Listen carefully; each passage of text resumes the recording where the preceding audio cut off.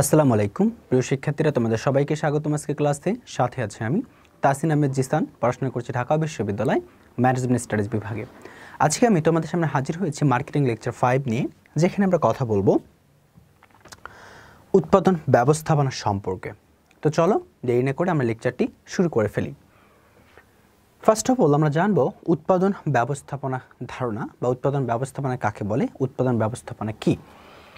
উৎপাদন ব্যবস্থাপনা কথাটি উৎপাদন এবং ব্যবস্থাপনা শব্দ দুটির সমন্বয়ে গঠিত হয়েছে, যেটা আমরা এখানে দেখলেই বুঝতে পারি। উৎপাদন ব্যবস্থাপনা হচ্ছে উৎপাদন প্লাস ব্যবস্থাপনা, এই শব্দ দুটির সমন্বয়ে কি হয়েছে, গঠিত হয়েছে। এখানে উৎপাদন বলতে প্রকৃতি থেকে সংগৃহীত কাঁচামালকে আমরা পণ্যে রূপান্তর করাকে বোঝাচ্ছি। অন্যদিকে ব্যবস্থাপনা বলতে আমরা লক্ষ্য অর্জনের উদ্দেশ্যে কোনো ব্যবসা প্রতিষ্ঠানের পরিকল্পনা, সংগঠন, কর্মী সংস্থা, নির্দেশনা, প্রেষণা, সম্মানের সাধারণ নিয়ন্ত্রণ সংক্রান্ত যাবতীয় কার্যাবলীকে বোঝাচ্ছি। সো এই দুটো কার্যাবলী একত্রিত রূপেই হচ্ছে আমাদের কি, উৎপাদন ব্যবস্থাপনা। আমরা যদি আরেকবার বিষয়টি দেখি, উৎপাদন ব্যবস্থাপনা, উৎপাদন এবং ব্যবস্থাপনা এই শব্দ দুটি সমন্বয়ে গঠিত হয়েছে আমাদের উৎপাদন ব্যবস্থাপনা। এখানে উৎপাদন কথাটির অর্থ হচ্ছে যে আমরা প্রকৃতি থেকে কোনো একটি কাঁচামাল সংগ্রহ করে সেটাকে পণ্যে রূপান্তরিত করছি, এটা হচ্ছে উৎপাদন। আর হচ্ছে আমাদের হচ্ছে ব্যবস্থাপনা বলতে বোঝানো হয় যে ব্যবসা বলতে লক্ষ্য অর্জনের উদ্দেশ্যে আমাদের ব্যবসা প্রতিষ্ঠানের পরিকল্পনা, তারপর হচ্ছে সংগঠন, কর্মী সংস্থা, নির্দেশনা, প্রেষণা, সমন্বয় সাধন এবং নিয়ন্ত্রণ সংক্রান্ত কার্যাবলীকে আমরা কি বলছি, ব্যবস্থাপনা বলছি। সো এই দুটি বিষয় মিলিতভাবে তৈরি হয়েছে বা তৈরি করেছে হচ্ছে আমাদের উৎপাদন ব্যবস্থাপনা। আচ্ছা, এখানে এখন আমরা কি দেখছি যে এই আলোচনাটুকু আমরা করলাম যে উৎপাদন বলতে কী বোঝানো হয় এবং ব্যবস্থাপনা বলতে কী বোঝানো। সেখান থেকে আমরা যে বৈশিষ্ট্যগুলো এখানে খুঁজে পাই সেগুলো হচ্ছে এটি ব্যবস্থাপনা বিশেষ শাখা। কোনটি? উৎপাদন ব্যবস্থাপনা। তো উৎপাদন ব্যবস্থাপনা হচ্ছে ব্যবস্থাপনার একটি বিশেষ শাখা। দেন এরূপ ব্যবস্থাপনা কাঁচামালকে কী করে, অর্থাৎ উৎপাদন ব্যবস্থাপনার মাধ্যমে কি হয়, একটা কাঁচামালকে আমরা চূড়ান্ত পণ্যে রূপান্তর করতে পারি। তারপর এটি পণ্যের গুণগত মানটাও কি করে, উন্নত করে, কারণ এর সাথে একটা ব্যবস্থাপনা জড়িত আছে। সঠিক ব্যবস্থাপনার ফলে মানটাও কি করা যাবে, আমাদের সঠিকভাবে উন্নত করা সম্ভব। এরপরে পরিকল্পনা, সংগঠন, নির্দেশনা, সমন্বয়, নিয়ন্ত্রণ সঙ্গত কাজ সম্পন্ন করা হয় উৎপাদন ব্যবস্থাপনার মাধ্যমে। অ্যাট এ গ্লান্স আমরা যদি দেখি কি হচ্ছে এখানে, এটি হচ্ছে একটা উৎপাদন ব্যবস্থাপনা হচ্ছে একটা ব্যবস্থাপনার বিশেষ শাখা। দেন এরূপ ব্যবস্থাপনা কাঁচামালকে চূড়ান্ত পণ্যে রূপান্তর করছে, এটি পণ্যের গুণগত মানটা উন্নত করছে, পাশাপাশি পরিকল্পনা, সংগঠন, নির্দেশনা, প্রেষণা, সমন্বয় এবং নিয়ন্ত্রণ সঙ্গত কাজটাও এখানে কি করা হচ্ছে, সম্পন্ন করা হচ্ছে। Well done. এবার আমরা দেখব হচ্ছে তোমার দ্রব্য।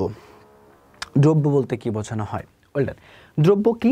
দ্রব্য হলো দৃশ্যমান বস্তু যা স্পর্শ করা যায় এবং এর আকার আকৃতি, স্বাদ, গন্ধ, ওজন আছে, এর মাধ্যমে মানুষের প্রয়োজন এবং অভাব পূরণ হয়, এটি হচ্ছে আমাদের দ্রব্য। তাই দ্রব্যের সংজ্ঞাটা আমরা এভাবে দেব যে দ্রব্য হলো দৃশ্যমান বস্তু যা স্পর্শ করা যায়, ছোঁয়া যায়, যার আকার আছে, আকৃতি আছে, স্বাদ আছে, গন্ধ আছে, ওজন আছে এবং যার মাধ্যমে মানুষের প্রয়োজন এবং অভাব দুটোই পূরণ হয়, তাকে আমরা বলছি দ্রব্য। তাহলে এই দ্রব্যর যে আমরা সংজ্ঞাটি বললাম, সেখান থেকে দ্রব্য আমরা কিছু বৈশিষ্ট্য এখানে দেখানোর চেষ্টা করেছি। ফার্স্ট অফ অল, দ্রব্য কি করা যায়? দ্রব্য হচ্ছে দেখা যায়, দৃশ্যমান, স্পর্শ করা যায়, স্পর্শনীয়। তারপর হচ্ছে কি, দ্রব্য আলাদা করে আমরা কি করতে পারি, চাইলে শনাক্ত করতে পারি। তারপর দ্রব্যের প্রয়োজন এবং অভাব পূরণের ব্যবহার করা হয়। তাহলে এরপর আমরা বলছি দ্রব্য কেনার আগে মূল্যায়ন করতে পারি, যে এটার মূল্য কোন দোকানে কত, সেটা আমরা যাচাই করে নিতে পারি। তারপর পরিশেষে আমরা একটা কথাই বলতে পারি যে দ্রব্য হলো ওইসব বস্তু যা দৃশ্যমান, বিনিময়যোগ্য এবং অর্থের মূল্যে মূল্যায়ন করা যায়, তাকে আমরা বলছি দ্রব্য। তাহলে দ্রব্যের বৈশিষ্ট্যগুলো হচ্ছে কি, দ্রব্যকে আমরা চাইলে ছুঁতে পারি, আমরা দেখতে পারি, এর আকার আকৃতি নির্ধারণ করতে পারি এবং একে ওজন করতে পারি এবং এটাকে আমরা কি করতে পারি, চাইলে মূল্যায়নও করতে পারি। সো এটাই হচ্ছে আমাদের দ্রব্যের বৈশিষ্ট্য। এবার আসি আমরা পণ্য। পণ্য বলতে কি বোঝানো হয়? পণ্য হচ্ছে ক্রেতাকে আকর্ষণ করে এমন কিছু বাজারে উপস্থাপন করাকেই আমরা কি বলবো, পণ্য। অর্থাৎ যা কিছু ক্রেতাকে আকর্ষণ করবে এবং সেটা যদি আমরা বাজারে উপস্থাপন করি, সেটাকে আমরা কি বলছি, পণ্য বলছি। অন্যভাবে যদি আমরা এক কথায় বলতে যাই, তাহলে আমরা বলবো যে মানুষের প্রয়োজন অথবা অভাব, দ্রব্য বলো পণ্য বলো, দুটাই তো মানুষের অভাব পূরণ করার উদ্দেশ্যে আমরা কি করি, বাজারে উপস্থাপন করি। তো সেজন্য আমরা বলবো যে মানুষের প্রয়োজন অথবা অভাবের সন্তুষ্টি বিধানে সক্ষম এমন যে কোনো কিছু বাজারে বিক্রির জন্য উপস্থাপন করা হলে তাকে আমরা কি বলবো, পণ্য বলবো। তো দ্রব্যের ন্যায় পণ্যের কিছু বৈশিষ্ট্য আছে, যেমন পণ্য হলো ক্রেতার সমস্যার সমাধান, কেন সমস্যার সমাধান বলছি? ক্রেতার একটা উপযোগজনিত সমস্যা আছে যেটা সমাধান করা যায় কার মাধ্যমে? একটা পণ্যের মাধ্যমে। সেজন্য বলবো পণ্য হচ্ছে ক্রেতার সমস্যার সমাধান। দেন পণ্য দৃশ্যমান অদৃশ্যমান উভয় হতে পারে। পণ্যটাকে আমরা দৃশ্যমানও বোঝাতে পারি, আবার অদৃশ্যমানও সেটা হইতে পারে। ক্রেতার মনোযোগ আকর্ষণ করতে সক্ষম যে কোনো কিছুকে আমরা কি বলছি? পণ্য বলছি। এরপরে যদি আমরা পণ্যের আরও সাধারণ কিছু বৈশিষ্ট্য দেখতে পারি, যে একে আমরা কি করতে পারি না, চাইলে তোমার হচ্ছে ছুঁতে পারি না, ঠিক আছে? সরি, পণ্যকে তো অবশ্যই ছোঁয়া যায়, পণ্যকে ছোঁয়া যায় এরকম কিছু না, বাট বিষয়টা হচ্ছে এরকম যে দ্রব্য এবং পণ্য এই দুটোর মধ্যে একটু আলাদা কিছু ধারণা আছে, যে দ্রব্য এবং পণ্যকে একই। আমরা দ্রব্য বলতে বললাম যে যাকে ছোঁয়া যাবে, ধরা যাবে, ওজন মাপা যাবে, আকারকৃতি করা যাবে এবং যেটার মধ্যে মানুষের অভাব এবং প্রয়োজন কী হবে? পূরণ হবে, সেটাকে বলছে দ্রব্য। ঠিক একইভাবে আমরা পণ্য বলতে বোঝানো হয়েছে এখানে যে ক্রেতার মনোযোগ আকর্ষণ করতে সক্ষম এবং যার দ্বারা মানুষের অভাব বা প্রয়োজন পূরণ হবে এমন কোনো কিছুকে আমরা কি বলবো? পণ্য বলবো। তাহলে এই দুটার মধ্যে আমাদের পার্থক্যটা কি? আমাদের পণ্য দ্রব্যকে একই নাকি আলাদা? এই জিনিসটা আমাদের কি করতে হবে? একটু জানতে হবে। তো চলো আমরা দেখি যে পণ্য এবং দ্রব্যকে একই নাকি আলাদা। আমাদের দেশে পণ্য এবং দ্রব্য নিয়ে এখনও তর্ক বিতর্ক আছে, যেমনটা খরচ এবং ব্যয়ের সম্পর্কে আছে। আমরা খরচও যাকে বলি, ব্যয় তাকেও বলি। প্রকৃতপক্ষে খরচ কিন্তু আলাদা জিনিস, ব্যয় কিন্তু আবার আলাদা জিনিস। ঠিক একইভাবে আমাদের দেশে পণ্য এবং দ্রব্য নিয়ে এখনও বিতর্ক চলছে যে আমরা এই দুটো বিষয়কে এক বলবো নাকি দুটো বিষয়কে আমরা আলাদা করে বলবো। আচ্ছা, সব সন্দেহ এবং বিতর্ক দূর করার লক্ষ্যে দ্রব্য এবং পণ্য সম্পর্কে আমরা কিছু সংক্ষিপ্ত ধারণা দেওয়ার চেষ্টা করবো। এখানে একটা হচ্ছে সাধারণ অর্থে যদি আমরা দ্রব্য বলতে জানি, সেটা হচ্ছে যে বস্তুগত দ্রব্যকে কি বলা হয়? পণ্য বলে অভিহিত করা হয়। তাহলে দেখো এখানে আমি কী বলছি? সাধারণত বস্তুগত দ্রব্য। বস্তুগত দ্রব্য কি? বস্তু দ্রব্য বলতে বোঝানো হয় যে যার আকার আছে, আকৃতি আছে, তাকে ধরা যাবে, ছোঁয়া যাবে, এগুলো হচ্ছে আমাদের বস্তুগত। অবস্তুগত কি? যার আকার নেই, আকৃতি থেকে ধরা যাবে না, ছোঁয়া যাবে না, এগুলো হচ্ছে আমাদের অবস্তুগত। তাহলে এই বস্তুগত দ্রব্যকে আমরা কি বলছি? পণ্য নামে অভিহিত করছি। কিন্তু অর্থনীতিতে পণ্য শব্দটি একটা বিশেষ অর্থে ব্যবহার করা হয়। সেই বিশেষ অর্থটা কি? যে অর্থশাস্ত্রে সমজাতীয় দ্রব্যকে কি বলা হয়? পণ্য বলা হয়। তাহলে পণ্য বলতে হলে সেটা কি কোন জাতীয় হতে হবে? আমাদের সমজাতীয় হতে হবে। যেমনটা কি? যেমন ডাল হচ্ছে একটি দ্রব্য। ডাল কি? একটি দ্রব্য। কিন্তু সব ডাল কিন্তু আবার একরকম নয়। যেমন এর মধ্যে আছে মুগ ডাল, মসুর ডাল থেকে আলাদা করে আরও অন্যান্য অনেক ধরনের ডাল এখানে আছে। এজন্য মুগ ডাল এবং মসুর ডাল দুটি আলাদা আলাদা কী হিসেবে আমরা গণ্য করব? পণ্য হিসাবে। আর এটার যে রুট সেটা হচ্ছে ডাল, এটা তো ডাল, এটার তো বিভাজন এগুলো যে মসুর ডাল, মুগ ডাল, ঠিক আছে? সেটাকে আমরা কি বলছি? পণ্য বলছি। তাহলে বিষয়টা একটু লক্ষ্য করো, আমরা দ্রব্য এবং পণ্য এই দুটো অতপ্রতভাবে একটা সম্পর্ক আছে, বাট একটু কিন্তু তার ডিফারেন্স, এটাও মাথায় রাখতে হবে। কেমন? যে আমরা বলছি যে বস্তুগত দ্রব্যকেই আমরা পণ্য বলে অভিহিত করছি, যেটা বস্তুগত কি দ্রব্য সেটাকে আমরা পণ্য বলছি, বাট তফাৎটা হচ্ছে অর্থনীতির সাথে। অর্থনীতিতে বলা হয়েছে যে পণ্যের একটা বিশেষ অর্থে ব্যবহৃত হয়, সেই অর্থটা হচ্ছে যে সেখানে পণ্য বলতে হলে সেই দ্রব্যগুলোকে সমজাতীয় হতে হবে। যেমন ডাল, ডাল হচ্ছে একটা দ্রব্য, এর মাঝে সেই ডালগুলো কি কি আছে? তোমার হচ্ছে মসুর ডাল হতে পারে, মুগ ডাল হতে পারে, এগুলো হচ্ছে আমাদের পণ্য। জুতো, জুতো হচ্ছে আমাদের কি? একটা হচ্ছে তোমার দ্রব্য, এটার মধ্যে অ্যাফেক্সের জুতো হতে পারে, স্যান্ডেল হতে পারে, পন্ডস হতে পারে, শু হতে পারে, এগুলো হচ্ছে আমাদের এক একটি পণ্য। তো এই বিষয়টা আমাকে একটু মাথায় রাখতে হবে। তাহলে আমরা এখন কি বলবো? দ্রব্য এবং পণ্য কি একই নাকি আলাদা? অবশ্যই আলাদা, ঠিক আছে? আমাদের দেশে যদিও এটাকে আলাদা করা হয় না, তবে অন্যান্য দেশে এটাকে কিন্তু আলাদা করে হিসাব করা হয়। আচ্ছা, এবার আসি আমরা দেখব পণ্যের শ্রেণী বিভাগ। আচ্ছা, পণ্য বলতে কি বোঝানো হয়? পণ্য বলতে বোঝানো হয় যে যেটা ক্রেতার মনোযোগ আকর্ষণ করে এবং অভাব এবং পূরণে সক্ষম, এবং সেটাকে যদি বাজারে উপস্থাপন করা হয় তাহলে সেটাকে আমরা কি বলছি? পণ্য বলছি। তো পণ্য কত প্রকার? নর্মালি যদি প্রশ্ন করা হয় যে পণ্য কত প্রকার, পণ্য হচ্ছে বেসিক্যালি দুই প্রকার। একটা হচ্ছে আমাদের ভোগ্যপণ্য, একটা হচ্ছে শিল্পপণ্য। তো চলো এবার আমরা দেখে নেই যে ভোগ্যপণ্য কাকে বলে, শিল্পপণ্য কাকে বলে। তাহলে আমরা কি করলাম যে পণ্য শ্রেণী বিভাগে কিন্তু পণ্য হচ্ছে কত প্রকার? পণ্য হচ্ছে আমাদের দুই প্রকার। নাম্বার 1 আমাদের হচ্ছে ভোগ্যপণ্য, অ্যান্ড নাম্বার 2 হচ্ছে আমাদের শিল্পপণ্য। ভোগ্যপণ্য হচ্ছে ওইসব পণ্যকে বোঝায় যেগুলো ক্রেতারা নিজেদের ব্যক্তিগত বা পারিবারিক ভোগের জন্য কিনে থাকে। তাহলে ভোগ্যপণ্য বলতে বোঝানো হয় ওইসব পণ্যকে যেগুলো ক্রেতারা কি করে? নিজের ব্যক্তিগত বা পারিবারিক ভোগের জন্য ক্রয় করে থাকে। অপরদিকে শিল্পপণ্য বলতে বোঝানো হয় যে উৎপাদন বা পুনঃপ্রক্রিয়াকরণের জন্য যেসব পণ্য ব্যবহার করা হয় তাকে কি বলা হয়? শিল্পপণ্য বলা হয়। আচ্ছা, এই দুটোর মাঝে তফাৎটা হচ্ছে এরকম যে ভোগ্যপণ্য যদি বলি সেটা যারা ক্রয় করে, যে ক্রেতারা ক্রয় করার পর তারা সেটার উপযোগ একদমই নিঃশেষ করে ফেলে দেয়।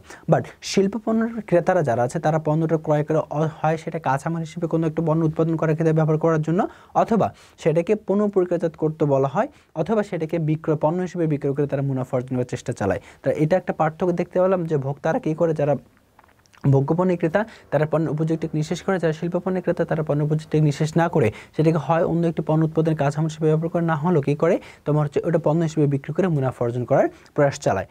তারপর আমরা যদি দেখি যে ভোগ্যপণ্যের ক্ষেত্রে বাজার বিস্তৃতি, আবার শিল্পপণ্যের ক্ষেত্রে বাজার বিস্তৃতি। সো ভোগ্যপণ্যের বাজারটা অনেক বড়, শিল্পপণ্যের বাজারটা অনেক ছোট। ভোগ্যপণ্যের যে পণ্যের মূল্যগুলো আছে সেগুলো অনেক কম, শিল্পপণ্যের যে মূল্য সেগুলো অনেক বেশি। ভোগ্যপণ্য মানুষ অল্প অল্প করে ক্রয় করে এবং শিল্পপণ্যের যে ক্রেতারা তারা অনেক বেশি করে একবার তারা ক্রয় করে থাকে। ভোগ্যপণ্যের যারা ক্রয় করে তারা হচ্ছে বিভিন্ন স্থান থেকে ক্রয় করে বাড়ির আশেপাশে থেকে তারা কী করতে পারে, তাদের প্রয়োজনীয় জিনিসগুলো তারা ক্রয় করতে পারে, কিন্তু শিল্পপণ্য ক্রেতা তাদের নিজের স্থান থেকে সে পণ্যগুলোকে কী করতে হয়, ক্রয় করতে হয়। সো এই জন্য আমরা এগুলোকে কি বলতে পারি, এর বৈশিষ্ট্য বলতে পারি। সো আমরা কি কি দেখলাম তাহলে, পণ্যকে দুই ভাগে বিভক্ত করা হয়েছে, শিল্পপণ্য এবং হচ্ছে তোমার হচ্ছে ভোগ্যপণ্য। ভোগ্যপণ্য কাকে বলে সেটাও দেখে ফেলেছি, শিল্পপণ্য কাকে বলে সেটাও দেখে ফেলেছি, এবং এদের মধ্যে যে বেসিক যে আমার ফিচারগুলো আছে, বৈশিষ্ট্যগুলো আছে, সেগুলো আমরা কি করেছি, ডান করেছি। এবার আসি আমরা এর বিস্তারিত আলোচনা হচ্ছে যে ভোগ্যপণ্য সম্পর্কে। আমরা প্রথমত চিন্তা করব পণ্যকে দুই ভাগে বিভক্ত করা যায়, একটা হচ্ছে ভোগ্যপণ্য, একটা হচ্ছে শিল্পপণ্য। দেন ভোগ্যপণ্যকে আবার 4টি ভাগে বিভক্ত করা যায়, একটা হচ্ছে আমাদের সুবিধাজনক পণ্য, একটা হচ্ছে আমাদের শপিং পণ্য, একটি হচ্ছে আমাদের বিশিষ্ট পণ্য, একটি হচ্ছে আমাদের অযাচিত পণ্য। তাহলে ভোগ্যপণ্যকে কয়টি ভাগে বিভক্ত করা যায়, 4টি ভাগে। নাম্বার 1 সুবিধাজনক পণ্য, নাম্বার 1 শপিং পণ্য, বা এটাকে আমরা বিপণন পণ্য নামে অভিহিত করতে পারি, শপিং পণ্য অথবা বিপণন পণ্য। নাম্বার 3 এটাকে বলবো বিশিষ্ট পণ্য, নাম্বার 4 বলবো হচ্ছে অযাচিত পণ্য। এরপরে দেখো এই যে সুবিধা পণ্য আছে, এই সুবিধা পণ্যকে আবার আমরা চাইলে 4টি ভাগে বিভক্ত করতে পারি। কি কি, একটি হচ্ছে প্রধান পণ্য, অথবা এটির অপর নাম হচ্ছে আমাদের আবশ্যক পণ্য, প্রধান পণ্য অথবা হচ্ছে আমাদের কি পণ্য, আবশ্যক পণ্য। দেন আমরা বলবো লোভনীয় পণ্য, জরুরি পণ্য অথবা গৃহে সরবরাহকৃত পণ্য। কি বলছি আমরা, গৃহে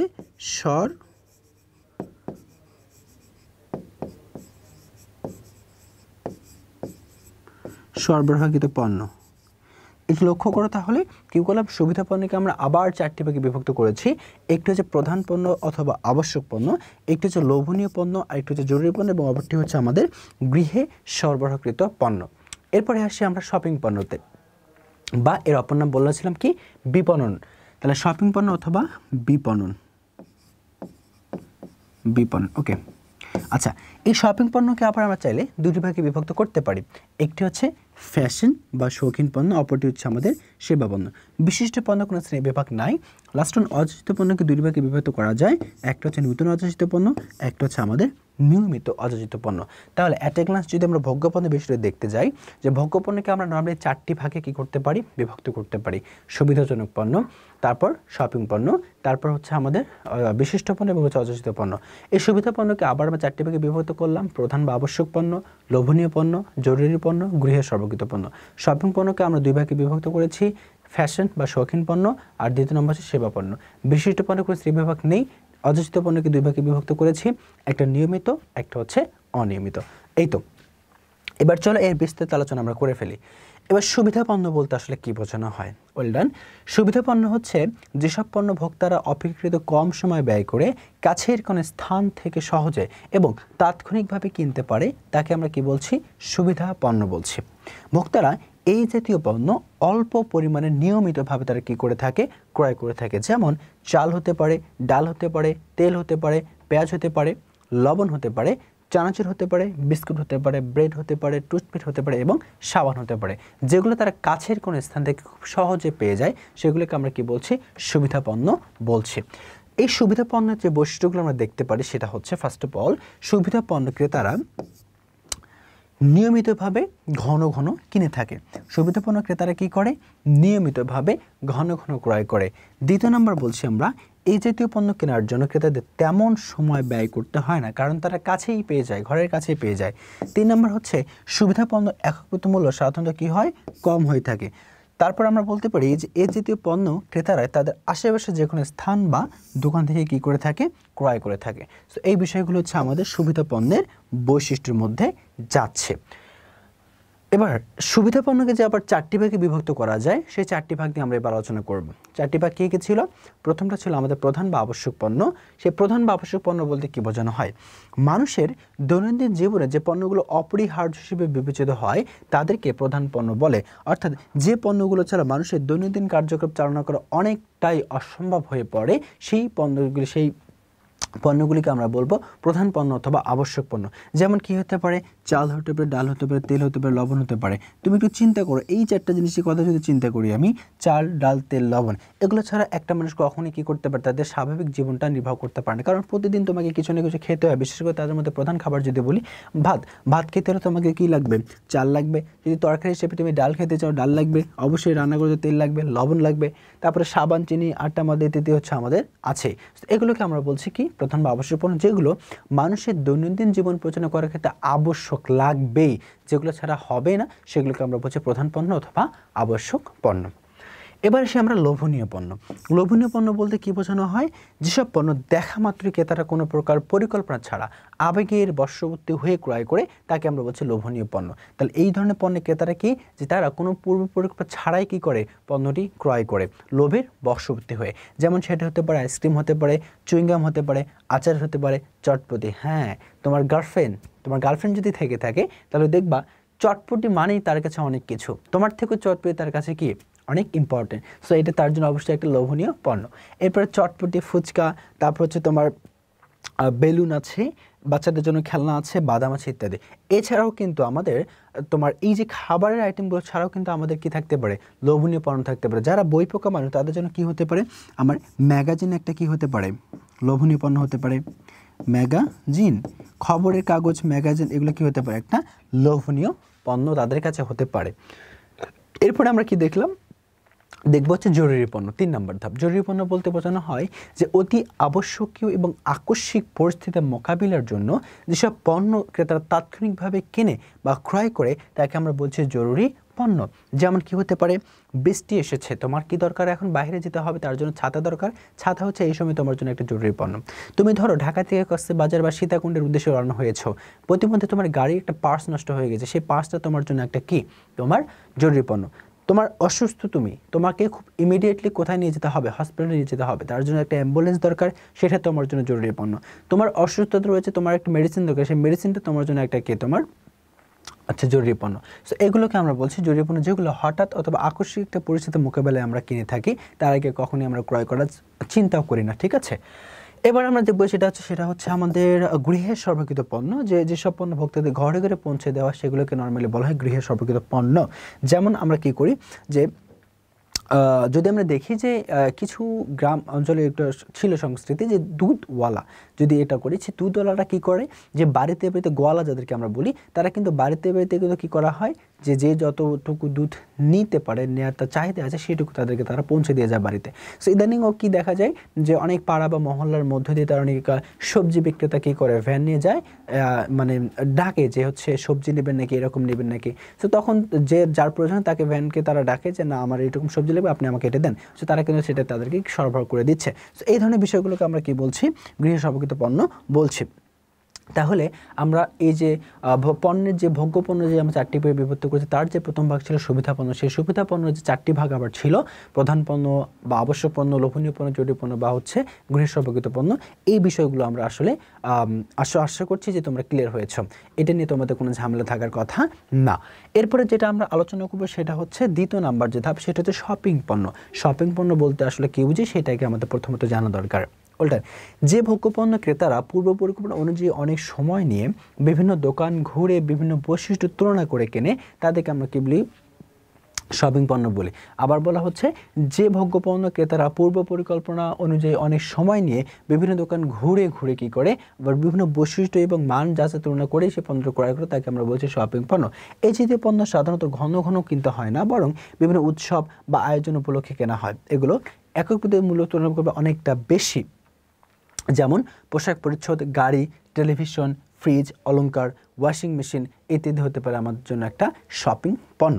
তাহলে শপিং পণ্যের ক্ষেত্রে যে বিষয়গুলো আমরা এখানে দেখতে পারি সেটা হচ্ছে প্রথমত শপিং পণ্য কেনার ক্ষেত্রে আগে থেকে কি করা হয়, একটা পূর্ব পরিকল্পনা আমাদের করতে হয়। এই জাতীয় পণ্য আমরা ঘন ঘন ক্রয় করে থাকি না, ক্রেতারা শপিং পণ্য কিনতে বেশি সময় ব্যয় করে। তারপর আমরা বলতে পারি যে শপিং পণ্যের মূল্যটা তুলনামূলকভাবে অনেক বেশি। সো এই হচ্ছে আমাদের শপিং পণ্যের বেসিক কনসেপ্ট।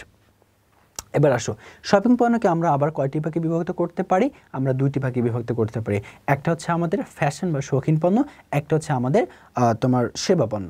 তো ফ্যাশন বা শৌখিন পণ্য বলতে আসলে কী বোঝানো হয়? ফ্যাশন বা শৌখিন পণ্য হচ্ছে যে যুগের সাথে অথবা সময়ের সাথে তাল মেলানোর জন্য যে পণ্যগুলো ক্রয় করা হয় সেগুলোকে আমরা বলছি ফ্যাশন বা শৌখিন পণ্য। তোমরা যদি একটু চিন্তা করো যে কিছুদিন আগেও আমাদের দেশে এক ট্রেন্ড ছিল যে তোমার স্টার জলসার কথা যদি বলি, সেইখানে পাখি ড্রেস, কিরণমালা ড্রেস, ঝিলিক ড্রেস, সো এগুলো হচ্ছে কি আমাদের দেশে এটা ইন্ডিয়ান একটা সংস্কৃতি। সেই সংস্কৃতি কিন্তু আমাদের বাংলাদেশে এসেছিলো এবং বাংলাদেশের যে মেয়েরা আছে তারা কিন্তু হুমড়ি খেয়ে পড়ে গিয়েছিল সেই জিনিসগুলো ক্রয় করার জন্য। সো এইটাই হচ্ছে আমাদের কি ফ্যাশন বা শৌখিন, অর্থাৎ সময়ের সাথে তাল মেলানোর জন্য আমরা এই পণ্যগুলো ক্রয় করি। এছাড়াও হতে পারে তোমার আসবাবপত্র হতে পারে, গহনা হতে পারে, ঘড়ি হতে পারে, টাই হতে পারে, যেটা এই জেনারেশনে চলছে যে আসবাবপত্র সেটা আমার লাগবে, যে টাইটা এই জেনারেশনে চলছে সেটা আমার লাগবে, যেটা ঘড়িটা আমার এই জেনারেশনে সবার হাতে হাতে আছে সেইটা আমার লাগবে। সো এইটাকে আমরা বলছি শৌখিন বা সেবা পণ্য, যেটা সময়ের সাথে তাল মেলানোর জন্য আমরা কী করে থাকি, ক্রয় করে থাকি। এরপর হচ্ছে দ্বিতীয় নাম্বার, যেটা হচ্ছে সেবা পণ্য। সেবা পণ্য বলতে বোঝানো হয় যে যেসব পণ্যের স্থায়িত্বটা অনেক বেশি এবং যার কার্যকারিতা ঠিক রাখার জন্য মাঝে মাঝে আমার সার্ভিসিংয়ের প্রয়োজন হয়, তাকে আমরা কি বলছি, সেবা পণ্য বলছি। যেমন কি হতে পারে, আমার কম্পিউটার হতে পারে, আমার টেলিভিশন হতে পারে, আমার ফ্রিজ হতে পারে, আমার ওয়াশিং মেশিন হতে পারে। তো এগুলোকে আমরা নর্মালি কী বলছি, সেবা পণ্য বলছি। তাহলে শপিং পণ্যকে কী বলা হয়, যে যেগুলো পূর্ব পরিকল্পনা অনুযায়ী তারা অনেক সময় নিয়ে কী করে ক্রয় করে, তাদেরকে সেই ক্রয়কৃত পণ্যকে বলা শপিং পণ্য। এই শপিং পণ্যকে দুটি ভাগে বিভক্ত করলাম আমরা। একটা হচ্ছে ফ্যাশন বা শপিং পণ্য, যেটা সময়ের সাথে বা যুগের সাথে তাল মেলানোর জন্য ক্রয় করা হয়। একটা সেবা পণ্য, যেটার স্থায়িত্ব অনেক বেশি এবং যেটা কার্যকারিতা ঠিক করার জন্য তোমার সার্ভিসিংয়ের প্রয়োজন হয় মাঝে মাঝে, সেটাকে বলছে সেবা পণ্য। এই বিষয়গুলো আমরা এখানে আলোচনা করলাম। আশা করছি তোমরা শপিং পণ্যের যে শ্রেণীবিভাগ সেটা নিয়ে তোমাদের কোনো সমস্যা থাকবে না। আচ্ছা, এবার আমরা যেটা দেখবো সেটা হচ্ছে বিশিষ্ট পণ্য। এটা কোনো শ্রেণীবিভাগ নেই, তবে বিশিষ্ট পণ্যের একটু কিছু আলোচনা আমাদের দরকার। সেটা হচ্ছে বিশেষ পণ্য বলতে কী বোঝা বা বিশেষ পণ্যটা কী? আচ্ছা, বিশেষ বৈশিষ্ট্য সম্পন্ন, আকর্ষণীয় এবং উন্নত প্রযুক্তি নির্ভর পণ্যকে এক কথায় আমরা বলি বিশিষ্ট বা বিশেষ পণ্য হিসেবে বিবেচনা করি। ভিন্নভাবে বলা যায় যে যেসব পণ্যকে আমরা খুব সহজে অন্য পণ্য থেকে আলাদা করতে পারি এবং এর একত্রিত মূল্য বেশি হওয়া সত্ত্বেও মানুষ তা ক্রয় করার আগ্রহ বোধ করে, সেসব পণ্যকে আমরা বলছি বিশিষ্ট বা বিশেষ পণ্য। আমি আবার বলছি যে যেসব পণ্যকে খুব সহজে আমরা অন্য পণ্য থেকে আলাদা করতে পারবো এবং যার একক প্রতি যে মূল্যটা সেটা অন্য পণ্য থেকে বেশি হওয়া সত্ত্বেও আমরা কি ক্রেতারা ক্রয় করার জন্য আগ্রহ প্রকাশ করে, সেগুলিকে আমরা কি বলছি, তোমার হচ্ছে বিশিষ্ট পণ্য বলছি। যেমন কি হতে পারে, যেমন হতে পারে ল্যাপটপ, যেটা মূল্য অনেক বেশি, তারপর মানুষ এটা ক্রয় করার আগ্রহ প্রকাশ করে। তারপর ওয়ান ম্যান শো পারফিউম হতে পারে, এটা ক্রয় মূল্যটা অনেক বেশি, তারপর মানুষ কি এটা ক্রয় করার জন্য কী করে, আগ্রহ প্রকাশ করে। BMW, এটার কি ক্রয় মূল্যটা অনেক বেশি, তারপর মানুষ এটা ক্রয় করার জন্য আগ্রহ প্রকাশ করে। সো এর যে বৈশিষ্ট্যগুলো সেটা হচ্ছে বিশিষ্ট পণ্যগুলো অবশ্যই ব্র্যান্ড ইমেজ সম্পন্ন হয়ে থাকে। তো ব্র্যান্ড ইমেজ যে পণ্য নেই সেটা কখনো বিশেষ পণ্য হতে পারে না বা বিশিষ্ট পণ্য হতে পারে না। বিশিষ্ট পণ্য হলো বিশেষ এবং আলাদা বৈশিষ্ট্য সম্পন্ন পণ্য, যেটা আর কারণে সহজে আমরা অন্য পণ্য থেকে এটা আলাদা করতে পারি। এটা হচ্ছে তার একটা স্বতন্ত্র বৈশিষ্ট্য। তারপর এই যেহেতু পণ্য কিনে তারা বিশেষভাবে চেষ্টা করতে রাজি থাকে, অর্থাৎ তারা বিশেষভাবে আগ্রহ প্রকাশ করে এই পণ্যটি ক্রয় করতে এবং এই পণ্য অবশ্যই উন্নত প্রযুক্তি নির্ভর হয়ে থাকে এবং যার মূল্যটা অবশ্যই অন্যান্য পণ্য থেকে কয়েক গুণ পরিমাণে কি হতে পারে, বেশি হতে পারে। সো নর্মালি এই হচ্ছে আমাদের তোমার বিশিষ্ট পণ্যের কনসেপ্ট। আশা করি তোমরা বুঝতে পেরেছো। এবার আমরা যেটা দেখবো সেটা হচ্ছে লাস্ট ভোগ্য পণ্যের যে শ্রেণীবিভাগ, সেটা হচ্ছে অযাচিত পণ্য। অযাচিত পণ্য বলতে বোঝানো হয় যেসব পণ্য সম্পর্কে ক্রেতাদের ধারণা থাকে না অথবা যেসব পণ্যকে তারা দেখেনি বা দেখলেও কেনার কথা শোনেনি, সেসব পণ্যকে আমরা বলছি তোমার অযাচিত পণ্য। যেমন বিশ্বকোষ, জীবন বীমা, কবরস্থান প্রভৃতি হচ্ছে আমাদের জন্য একটা অযাচিত পণ্য। এই জাতীয় পণ্য বিপণনের ক্ষেত্রে ব্যক্তিক বিক্রয় প্রক্রিয়ায় ক্রেতাকে পণ্য কিনতে আগ্রহী করে তোলা হয়। তাহলে এইটা তোমাদের জন্য অনেক অনেক ইম্পর্টেন্ট যে অযাচিত পণ্য বিক্রয়ের জন্য কোনটা বিষয়ের উপর জোর দিতে হয়, সেটা হচ্ছে ব্যক্তিক বিক্রয় প্রক্রিয়া। এই ব্যক্তিক বিক্রয় প্রক্রিয়ার প্রতি যদি যে বা উৎপাদনকারী প্রতিষ্ঠান জোর দিতে পারবে, তার পক্ষে সম্ভব হবে এই অযাচিত পণ্যগুলো সেল করার। আচ্ছা, এই অযাচিত পণ্য যে আমরা বললাম যে যেগুলো সম্পর্কে বাজারে আসছে মানুষ এটা জানে তারপর কিনে না, সেটা কি বলছে অযাচিত পণ্য। তার বৈশিষ্ট্যগুলো কি হতে পারে? যে অযাচিত পণ্য সম্পর্কে তাদের আগের কোনো ধারণা থাকে না, বা থাকলেও তারা ক্রয়ের কোনো আগ্রহ প্রকাশ করে না। ভোক্তারা এসব পণ্য সম্পর্কে জানলেও কিন্তু আগ্রহ প্রকাশ করে না, এবং হচ্ছে এই জাতীয় পণ্য কিনতে ক্রেতারা তেমন কোনো পূর্ব পরিকল্পনা করে না। যেমন যদি আমি বলি দাফনের কাপড়, তো আমার একটা মানুষ সে কি জানতে পারবে, পূর্ব করতে পারবে যে আমি ওই দিন মরবো, ঠিক ওই জন্য আমাকে আজকের দিন একটা দাফনের কাপড় কিনতে হবে? না, আমি কিন্তু এটা বলতে পারবো না। তো আলটিমেটলি যেদিন তুমি মারা যাবা, বা যে ব্যক্তিটা যেদিন মারা যাবে তৎক্ষণাৎ কিন্তু সেই পণ্যটা তাকে দাফনের জন্য প্রয়োজন হবে, তখনই আমরা সেটা শুধুমাত্র ক্রয়ের আগ্রহ প্রকাশ করবো। তারা কি কখনো করবো না? তারা কি কখনোই করবো না। সেজন্য বলা হয়েছে যে এর কোনো পূর্ব পরিকল্পনা থাকে না, এটা তোমার জরুরি পণ্যের মধ্যে হঠাৎ করে প্রয়োজন হয়ে যায়। ওকে, এবার আমরা দেখবো হচ্ছে এটাকে আবার যে দুটি ভাগে বিভক্ত করা যায়, একটি হচ্ছে নিয়মিত অযাচিত পণ্য, একটি হচ্ছে নতুন অযাচিত পণ্য। তো এখানে প্রথমে আমরা দেখছি নতুন অযাচিত পণ্য, যে পণ্য বা ধারণা বাজারে একেবারেই নতুন হিসেবে উপস্থাপিত হয়েছে, সে সম্পর্কে সম্ভাব্য ক্রেতা তেমন কিছুই জানে না, এরূপ নতুন পণ্য বা ধারণাকে আমরা বলছি অযাচিত পণ্য। যেমন কি হতে পারে? দিক নির্দেশনা দিতে পারে এমন গাড়ি, কথা বলতে পারে এমন কম্পিউটার, এগুলো বাজারে এসেছে, মানুষ জানে না, কেনেও না, এটা হচ্ছে আমার নতুন অযাচিত পণ্য। নিয়মিতটা কি তাহলে? যেসব পণ্য অনেকদিন যাবৎ বাজারে বিদ্যমান অথচ সেসব পণ্য সম্পর্কে তারা তেমন জানে না, বা জানলেও পণ্যটি কিনতে কোনো আগ্রহ প্রকাশ করে না, এরূপ পণ্যকে আমরা বলছি নিয়মিত অযাচিত পণ্য। যেমন জীবন বীমা পলিসি হতে পারে, বসন্তের টিকা হতে পারে, সাইক্লোপিডিয়া হতে পারে, বা জ্ঞানকোষ ইত্যাদি আমাদের কি হতে পারে? নিয়মিত অযাচিত পণ্যের উদাহরণ হতে পারে। সো আশা করছি ভোগ্য পণ্যের যে 4টি শ্রেণীবিভাগ, তাদের যে আবার আলাদা আলাদা পার্টিকুলার সাবটাইটেল বা শ্রেণীবিভাগ যেটাই বলি না কেন, সেটা যে ছিল সেটা তোমরা ক্লিয়ার হয়েছ। সো আমি অ্যাট এ গ্লান্স ভোগ্য পণ্যের বিষয়টা আরেকবার একটু বলে দিচ্ছি সর্বশেষ, যে ভোগ্য পণ্যকে আমরা নর্মালি পণ্যকে দুই ভাগে বিভক্ত করি, একটা হচ্ছে ভোগ্য পণ্য, একটা হচ্ছে শিল্প পণ্য। সেই ভোগ্য পণ্যকে আবার আমরা 4টি ভাগে শ্রেণীবিভাগ করেছিলাম। একটা হচ্ছে আমাদের আবশ্যক পণ্য ছিল, একটা হচ্ছে আমাদের কী পণ্য ছিল, তোমার হচ্ছে আবশ্যিক পণ্য বা সুবিধা পণ্য যেটাকে বলে সুবিধা পণ্য ছিল, দেন ছিল তোমাদের হচ্ছে শপিং পণ্য বা বিপণন পণ্য, তারপরে ছিল আমাদের হচ্ছে বিশিষ্ট পণ্য এবং হচ্ছে অযাচিত পণ্য। এই সুবিধা পণ্যকে 4টি ভাগে বিভক্ত করেছিলাম আমরা, প্রধান বা আবশ্যক পণ্য, জরুরি পণ্য, লোভনীয় পণ্য, এবং হচ্ছে লাস্ট হচ্ছে গৃহের সর্বকৃত পণ্য। তারপরে শপিং পণ্যকে 2 ভাগে বিভক্ত করেছিলাম, ফ্যাশন বা শৌখিন পণ্য এবং হচ্ছে আমাদের সেবা পণ্য। বিশিষ্ট পণ্যের কোনো শ্রেণীবিভাগ ছিল না, এবং হচ্ছে অযাচিত পণ্যকে 2 ভাগে বিভক্ত করেছিলাম, নতুন একটা নিয়মিত একটা। এই হচ্ছে আমাদের ভোগ্য পণ্য। এবার দেখা যাক শিল্প পণ্য সম্পর্কিত আলোচনা। তো শিল্প পণ্যকে কয়টি ভাগে বিভক্ত করা যায়? হ্যাঁ, শিল্প পণ্যকে আমরা 3টি ভাগে কি করতে পারি? বিভক্ত করতে পারি। ভাগ 3টি কি কি? একটি হচ্ছে আমাদের মালামাল এবং খুচরা যন্ত্রাংশ, মূলধন জাতীয় পণ্য, সরবরাহ এবং সেবা সমূহ। এই মালামাল বা খুচরা যন্ত্রাংশকে আবার 2টি ভাগে বিভক্ত করা যায়, একটা কাঁচামাল, একটা হচ্ছে প্রস্তুতকৃত মালামাল। দেন এই কাঁচামালকে আবার 2টি ভাগে বিভক্ত করা যায়, কৃষিজাত পণ্য, প্রকৃতিজাত পণ্য। প্রস্তুতকৃত মালামালকে আবার 2 ভাগে বিভক্ত করতে পারি, মালামাল উৎপাদন, খুচরা যন্ত্রাংশ উৎপাদন। এরপরে আসে মূলধন জাতীয়তে, এটাকে 2 ভাগে বিভক্ত করা যায়, স্থাপনা, আনুষঙ্গিক, গৃহ সরবরাহকৃত, 2 ভাবে সরবরাহকৃত, ব্যবসা সেবা। তাহলে একটু চিন্তা করো, এই যে আমরা প্রথমে জাস্ট মাথায় রাখবো যে আমাদের শিল্প পণ্যকে 3 ভাগে বিভক্ত করা যায়, বাকি যা কিছু আছে এখান থেকে শুরু করে টোটাল যা কিছু আছে সবই কত প্রকার করে? সবই 2 প্রকার করে, সোজা হিসাব, সবই 2 প্রকার, এর বাইরে কিছুই নেই। হয়ে গেল। আচ্ছা, এখন কথা হচ্ছে আমাদের এই শিল্প পণ্যের যে শ্রেণীবিভাগগুলো আছে, এখান থেকে কি আমাদের প্রশ্ন হয়?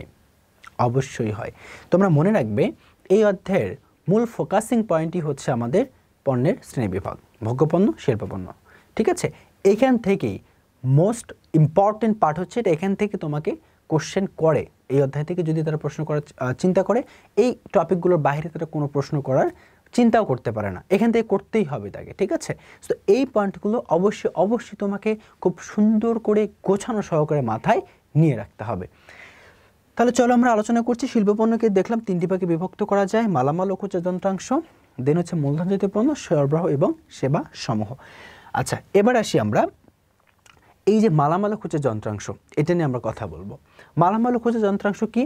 মালামাল ও খুচরা যন্ত্রাংশ ওই জাতীয় পণ্য যা সম্পূর্ণভাবে উৎপাদিত পণ্যে প্রবেশ করে। তার মানে কি, যে মালামাল এবং খুচরা যন্ত্রাংশ যেটা আছে সেটা এমন একটি পণ্য যেটা তুমি চূড়ান্ত পণ্যের মধ্যে পেয়ে যাবা, বা যেটা ছাড়া তুমি চূড়ান্ত পণ্যটা কী করতে পারবা না, তৈরি করতে পারবে না। সেজন্যই বলা হয় যা সম্পূর্ণভাবে উৎপাদিত পণ্যের মধ্যেই কী করে? প্রবেশ করে। যেমন কি তুলা হতে পারে, সুতা হতে পারে, ময়দা হতে পারে। যেমন তুমি যদি বলো বা তোমাকে যদি উদাহরণ দেওয়া হয়, তুমি হচ্ছে সকালে কী খাও? রাস্তায় রুটি খাও নর্মালি, তো এই রুটির উপাদান কি? ময়দা। সেটি কার মধ্যে অন্তর্ভুক্ত? রুটির মধ্যে অন্তর্ভুক্ত। তারপর সুতা, তুলা, সুতার মধ্যে কি অন্তর্ভুক্ত আছে? তুলা অন্তর্ভুক্ত আছে। কাপড়ের মধ্যে কি অন্তর্ভুক্ত আছে? সুতা অন্তর্ভুক্ত আছে। সো এই জন্য বলা হয় যে এই খুচরা বা মালামাল যে যন্ত্রাংশগুলো আছে, এই জাতীয় পণ্য যা সম্পূর্ণভাবে কার মধ্যে প্রবেশ করে? উৎপাদিত পণ্যের মধ্যে প্রবেশ করে। এরপরে আসো, এটাকে আবার দুই ভাগে বিভক্ত করলাম আমরা। একটা হচ্ছে কাঁচামাল, আর একটা হচ্ছে আমাদের কি ছিল? কাঁচামাল ছিল এবং ছিল আমাদের তোমার হচ্ছে প্রস্তুতকৃত মালামাল। তো প্রথমে আমরা কথা বলবো কাঁচামাল নিয়ে। কাঁচামাল কি? যে প্রথমবারের মতো উৎপাদনে ব্যবহৃত হচ্ছে এমন পণ্যকে আমরা বলবো কাঁচামাল। শুধুমাত্র প্রথমবারের মতো, আগে কখনো ব্যবহার করা হয়নি, এই প্রথমবারের মতো ব্যবহার করা হচ্ছে, সেটাকে আমরা বলবো তোমার হচ্ছে কাঁচামাল। কাঁচামালকে আবার আমরা দুইটি ভাগে বিভক্ত করতে পারি। একটা হচ্ছে কৃষিজাত পণ্য, একটা হচ্ছে প্রাকৃতিকজাত পণ্য। কৃষিজাত পণ্য হচ্ছে যেসব পণ্য কৃষিক্ষেত্র থেকে উৎপাদিত হয়, তাকে এক কথায় আমরা কৃষিজাত পণ্য বলি। সেগুলো কী হতে পারে? ধান হতে পারে, পাট হতে পারে, গম হতে পারে, যব হতে পারে, তুলা হতে পারে, আখ হতে পারে, ইত্যাদি হচ্ছে আমাদের কৃষিজাত পণ্য। প্রাকৃতিক পণ্য হচ্ছে যেসব পণ্য প্রকৃতি থেকে আমাদের পাওয়া যায়, তাকে আমরা কি বলি? প্রাকৃতিক পণ্য বলি। যেমন কী কী হতে পারে? তেল হতে পারে, গ্যাস হতে পারে, কয়লা হতে পারে, বনজ বিভিন্ন সম্পদ হতে পারে। এগুলি হচ্ছে আমাদের প্রাকৃতিক সম্পদের মধ্যে যায়। তাহলে আমরা দেখলাম যে মালামাল খুচরা যন্ত্রাংশকে আমরা যে বিভক্ত করলাম দুই ভাগে, তার প্রথম ভাগটা ছিল কাঁচামাল। এই কাঁচামালকে আবার কি করা যায়? দুটি ভাগে বিভক্ত করা যায়, একটা কৃষিজাত, একটা হচ্ছে প্রাকৃতিক। এবার আমরা দেখব দ্বিতীয় ধাপ। দ্বিতীয়টা হচ্ছে আমাদের প্রস্তুতকৃত মালামাল এবং খুচরা যন্ত্রাংশ। এটা বলতে কি বোঝানো হয়? এগুলো হলো ওই যেহেতু শিল্পপণ্য যেগুলোর কিছু কিছু উৎপাদনকে পুনঃপ্রক্রিয়াকরণ করা হয়, আবার কিছু কিছু উপাদানকে একেবারে অপরিবর্তিত অবস্থায় রাখা হয়। তাহলে প্রস্তুতকৃত মালামাল যেটা, সেটাকে একেবারে অপরিবর্তিত অবস্থায় রাখা হয়। খুচরা যন্ত্রাংশ যেটা, সেটাকে কী করা হয়? কিছু আমরা পুনঃপ্রক্রিয়াকরণ করার জন্য রেখে দেই। আচ্ছা, এখানকার মধ্যে একটু তফাৎ দেখো। আমরা এক কথায় বলছি প্রস্তুতকৃত মালামাল এবং হচ্ছে খুচরা যন্ত্রাংশ, এবং আমরা এর বিস্তারিততে বললাম যে এগুলো হলো ওই জাতীয় শিল্পপণ্য যেগুলো কিছু কিছু উপাদানকে পুনঃপ্রক্রিয়াকরণ করা হয়, আবার কিছু কিছু উপাদানকে একেবারেও অপরিবর্তিত রাখা হয়। কোন উপাদানকে আমরা পুনঃপ্রক্রিয়াকরণ করি? আমরা এই খুচরা যন্ত্রাংশকে পুনঃপ্রক্রিয়াকরণের জন্য রেখে দেই, আর প্রস্তুতকৃত যে মালামালটা আছে সেটাকে একেবারে আমরা অপরিবর্তিত অবস্থায় রেখে দেই। মূলত এ জাতীয় পণ্য চূড়ান্ত পণ্যের অংশ হিসেবে বিবেচিত হবে। এটা চূড়ান্ত পণ্যের অবশ্যই একটা অংশ, কারণ তুমি মালামাল বা খুচরা যন্ত্র ছাড়া কখনোই চূড়ান্ত পণ্য তৈরি করতে পারবে না। সেজন্য বলতেই হবে তোমাকে এটি চূড়ান্ত পণ্যের অংশ হিসেবে কী করা হয়? বিবেচিত করা হয়। আচ্ছা, যেমন কি কি হতে পারে দেখো, কাপড় তৈরি করার জন্য সুতা হতে পারে, তারপর তোমার হচ্ছে এটা গাড়ির জন্য হতে পারে, ব্যাটারি হতে পারে। এগুলো হচ্ছে কি পণ্যকে আবার আমরা বলতে পারি হচ্ছে তোমার প্রস্তুত মালামাল ও খুচরা যন্ত্রাংশ। তো ঠিক আছে, এবার আসো এই প্রস্তুত মালামাল এবং খুচরা যন্ত্রাংশে আবার আমরা কয়টি ভাগে বিভক্ত করতে পারি? দুইটি ভাগে বিভক্ত করতে পারি। কি কি? প্রথমটা আমরা যদি আলোচনা করি সেটা হচ্ছে প্রস্তুতকৃত মালামাল উপাদান। কি ছিল? প্রস্তুতকৃত মালামাল উপাদান। কাঁচামাল প্রক্রিয়াজাত করার পর যে পণ্য উৎপাদিত হয় তা ভোগ না করে যদি আমরা অন্য কোনো শিল্পে পুনরায় প্রক্রিয়াকরণের কাজে ব্যবহার করি, সেটাকে আমরা কি বলছি? তোমার মালামাল, প্রস্তুতকৃত মালামাল উপাদান বলি। ঠিক আছে, তাহলে কনসেপ্টটা বোঝার চেষ্টা করো।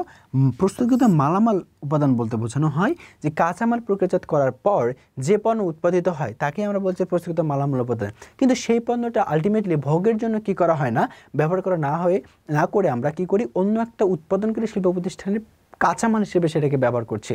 সেটাই হচ্ছে আমাদের প্রস্তুতকৃত মালামাল উপাদান। যেমন যদি আমরা বলি এখানে গম থেকে আটা, আটা থেকে রুটি, তুলা থেকে সুতা, সুতা থেকে কাপড়। এখানে গম, এখানে তুলা। এই গম এবং তুলা হচ্ছে, গম এবং তুলা যদি বলি সেটা হচ্ছে আমাদের কাঁচামাল। আটা এবং সুতা এটা হচ্ছে আমাদের প্রস্তুতকৃত কাঁচামাল। তাহলে গম থেকে আটা, তুলা থেকে সুতা, এটা কি কৃত কাঁচামাল? প্রস্তুত কাঁচামাল। এবং এরপরে যে রুটি এবং কাপড় যেটা, সেটা হচ্ছে আমাদের চূড়ান্ত পণ্য। চূড়ান্ত পণ্য। তাহলে দেখো এই যে গম, এটা তো কাঁচামাল, এটা থেকে যখন আমরা প্রস্তুতকৃত মালামালে পৌঁছালাম আটা বা সুতাতে, এটা আমরা আলটিমেটলি ভোগের জন্য ব্যবহার না করে অন্য একটি উৎপাদনকারী প্রতিষ্ঠানে আবার সেটা কাঁচামাল হিসেবে, রুটির কাঁচামাল আটা, কাপড়ের কাঁচামাল সুতা, সেটাকে আমরা বলছি তোমার হচ্ছে কি? প্রস্তুতকৃত কাঁচামাল। ঠিক আছে, এবার আসো দ্বিতীয় নাম্বার হচ্ছে খুচরা যন্ত্রাংশ উপাদান। তো খুচরা যন্ত্রাংশ উপাদান বলতে কি বোঝানো হয়? যেসব পণ্যকে কোনো ধরনের পুনরায় প্রক্রিয়াকরণ ছাড়াই অথবা সামান্য প্রক্রিয়াকরণের মাধ্যমে চূড়ান্ত পণ্য অন্তর্ভুক্ত করা হয়, সেসব পণ্যকে আমরা বলছি খুচরা যন্ত্রাংশ। আমি আবার বলছি, যেসব পণ্যকে কোনো ধরনের পুনঃপ্রক্রিয়াকরণ ছাড়াই অথবা সামান্য সময় বা পার্থক্যভেদে অথবা সামান্য পুনঃপ্রক্রিয়াকরণের মাধ্যমে চূড়ান্ত পণ্য অন্তর্ভুক্ত করা হয়, তাকে বলছি হচ্ছে আমরা খুচরা যন্ত্রাংশ উপাদান। যেমন কি হতে পারে, কম্পিউটারের ক্ষেত্রে যদি বলি তাহলে কম্পিউটারের ক্ষেত্রে হার্ড ডিস্ক হতে পারে, ফ্লপি ডিস্ক হতে পারে, মনিটর হতে পারে।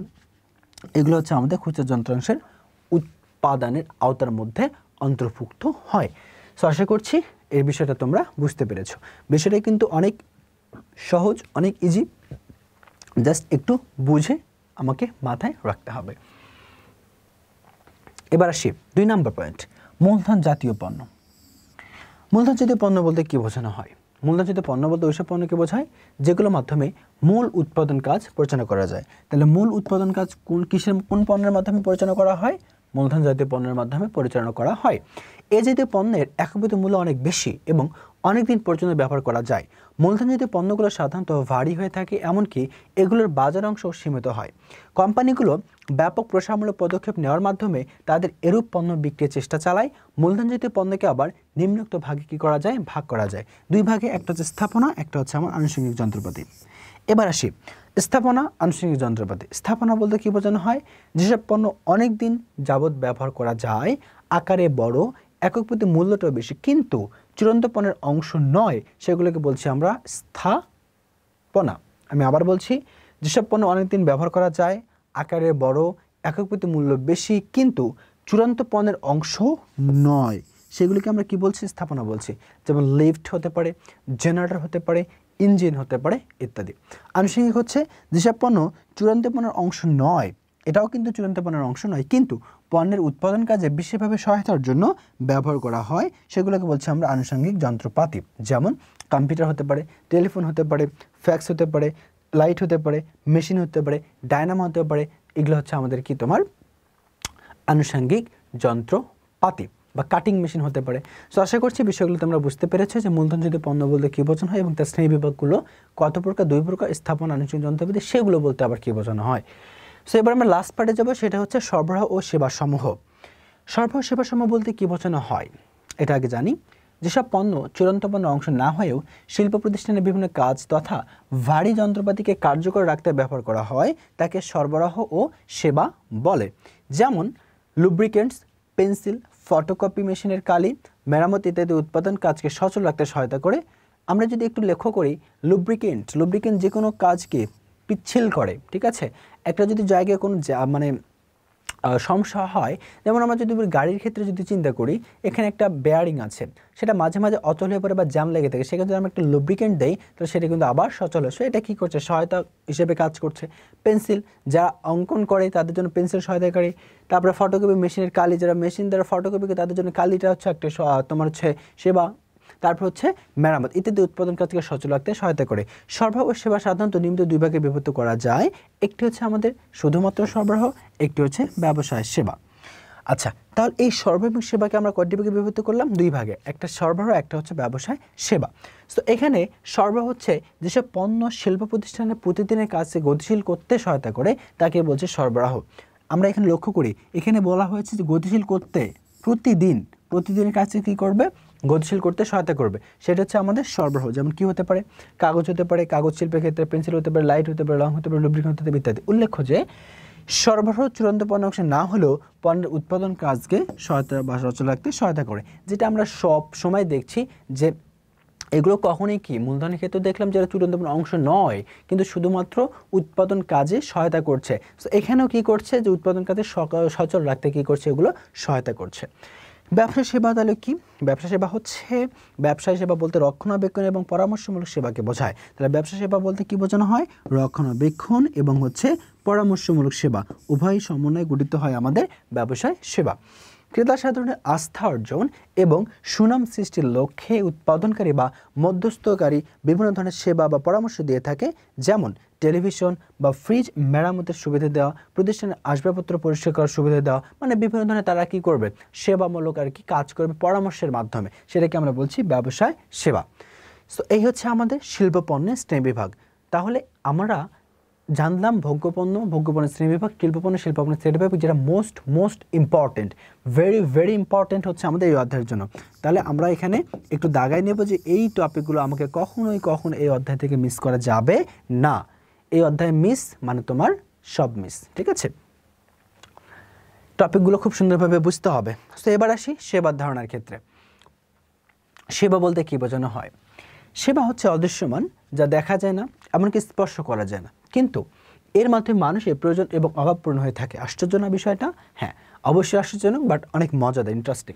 যে দেখো, সেবা অদৃশ্যমান, যাকে আমরা কি করতে পারছি না, দেখতে পারছি না, ছুঁতে পারছি না, আকার আকৃতি করতে পারছি না, যার ওজন পরিমাপ করতে পারছি না, তবে এর দ্বারা মানুষের কোনো না কোনো একটা অভাব পূর্ণ হচ্ছে। এটাকে আমরা কি বলছি? সেবা বলছি। এরপরে আসো যে মানুষের প্রয়োজনীয় অভাব পূর্ণ এমন কাজকে উপকারী সেবা বলা হয়। ঠিক আছে, যেমন কি হতে পারে?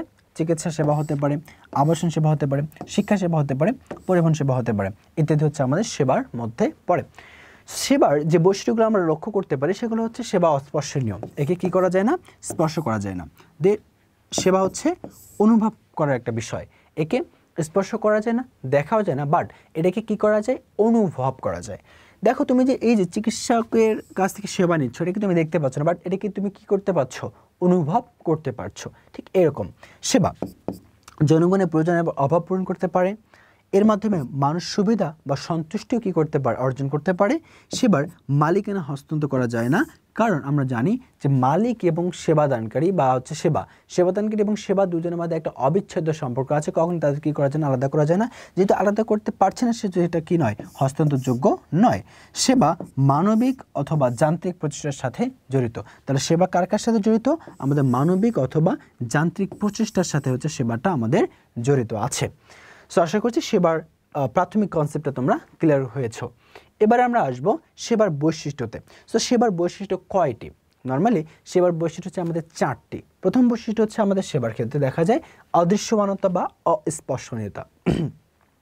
সেবার অন্যতম বৈশিষ্ট্য হলো অদৃশ্যমানতা বা অস্পর্শনীয়তা, অর্থাৎ কেনার পূর্বে তা দেখা যায় না, অনুভব করা যায় না, এমনকি এর স্বাদ, গন্ধ কিছুই নেওয়া যায় না, আকার আকৃতি ওজন কিছুই করা যায় না। সেজন্য আমরা এটা কি বলছি? সেবার একটা বৈশিষ্ট্য বলছি, তো অদৃশ্যমানতা বা অস্পর্শনীয়তা।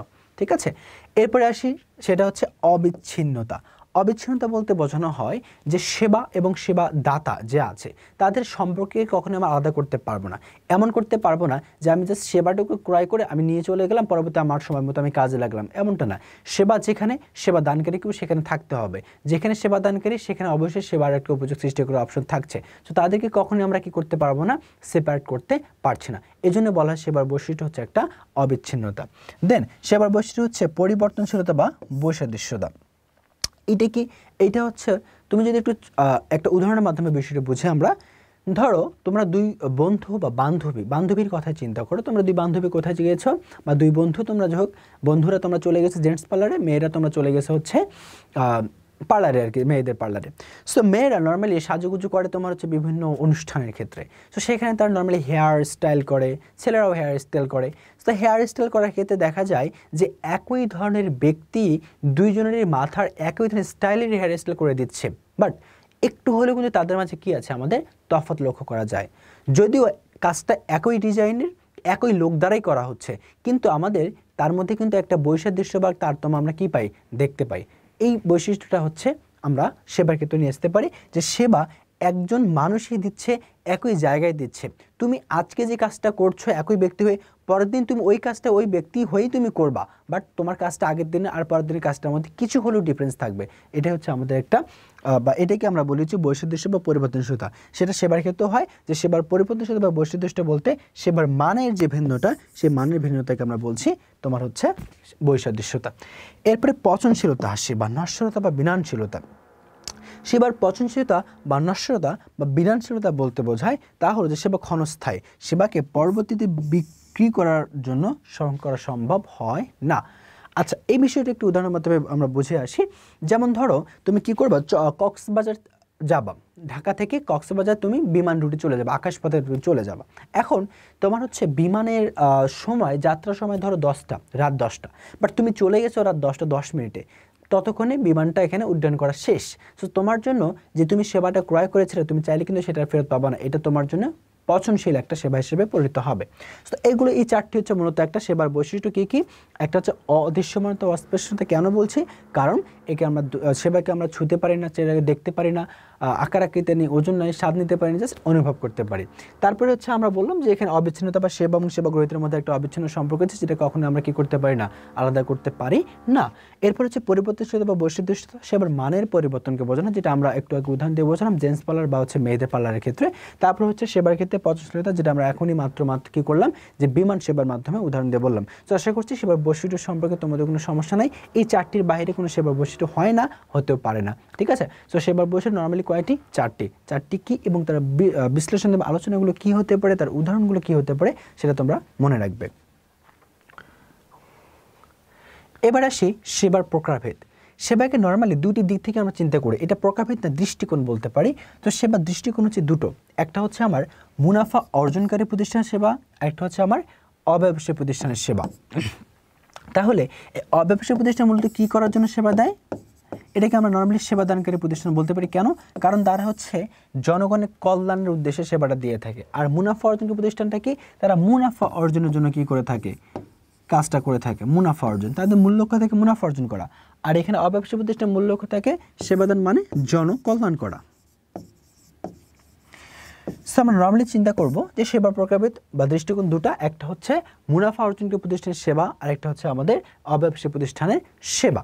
সো চলো এই মুনাফা অর্জনকারী প্রতিষ্ঠানের সেবাগুলো কী কী হতে পারে এবং অব্যবসায়ী প্রতিষ্ঠানের সেবাগুলো কী কী হতে পারে আমরা একটু দেখে আসি। প্রথমত মুনাফা অর্জনকারী প্রতিষ্ঠানের সেবা, ফার্স্ট অফ অল হতে পারে আবাসন, গৃহস্থালির কাজ, বিনোদন ও আপ্যায়ন, চিকিৎসা ও অন্যান্য স্বাস্থ্য সেবা, ব্যক্তিগত পরিচর্যা, প্রাইভেট শিক্ষা নট সরকারি, ব্যবসায় অন্যান্য পেশাদারী সেবা, ইন্স্যুরেন্স, ব্যাংকিং, অন্যান্য আর্থিক সেবা, পরিবহন, যোগাযোগ। সবগুলোর মাধ্যমে তুমি কি করবা? মুনাফা অর্জন করবা, ঠিক আছে। তোমার এখানে সবগুলোর মূল লক্ষ্যই থাকে মুনাফা অর্জন করা। যেমন আবাসন ভাড়া দিয়ে তুমি কী করতে পারো? প্রফিট আর্ন করতে পারো। গৃহস্থলের কাজ মাধ্যমে তুমি কী করতে পারো? প্রফিট আর্ন করতে পারো। বিনোদন আপ্যায়ন দিয়ে তুমি প্রফিট আর্ন করতে পারো। চিকিৎসা দিয়ে, প্রাইভেট শিক্ষা দিয়ে, ব্যবসা অন্য পেশাদের সেবা দিয়ে, ইন্স্যুরেন্স ব্যাংকিং অন্য আর্থিক সেবা দিয়ে, পরিবহন সেবা দিয়ে, যোগাযোগ সেবা দিয়ে তুমি কী করতে পারো? মুনাফা অর্জন করতে পারো। সো আলটিমেটলি এগুলো হচ্ছে আমার মুনাফা অর্জনকারী প্রতিষ্ঠানের সেবা।